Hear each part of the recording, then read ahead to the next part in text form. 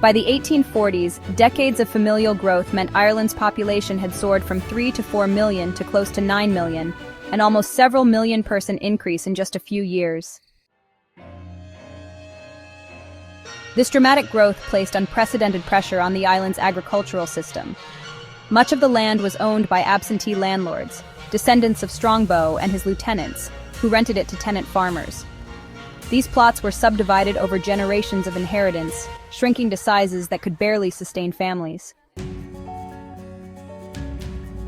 Potatoes became the lifeline. Nutrient-dense and efficient to grow, potatoes fed the majority of Irish households. Over 3 million people depended almost exclusively on them to survive. But this reliance created a fragile system. The potato was vulnerable to disease, and there was little diversification in crops or diets. When the blight struck in 1845, destroying crops across Europe, Ireland was uniquely unprepared for the fallout. Over the next few years, potato yields collapsed, leaving millions with nothing to eat. And yet, Ireland was among the richest agricultural exporters in the world at the time.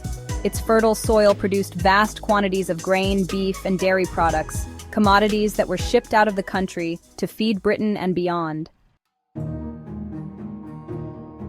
British trade policies, which championed free market economics, allowed food to flow to wealthier buyers abroad, even as Irish families starved. This paradox of wealth amidst famine was deeply tied to the colonial structure. The Irish people worked the land, but they did not benefit from it as other Irish families did. The population explosion further compounded the crisis. Families were large, often with 6 or more children, and rural communities depended on every able-bodied member to survive. With little industry to absorb the growing population, pressure on farmland increased. Subdivision practices ensured that the land available per household shrank, leaving even less room for resilience.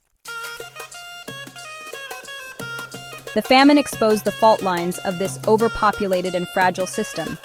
Within a few years, Ireland's population plummeted as over 1 million people died of starvation or disease, with every infected acre of land and another million emigrated. The famine shattered the island's demographic trajectory and highlighted the devastating consequences of over-reliance on a single crop within a deeply unequal system.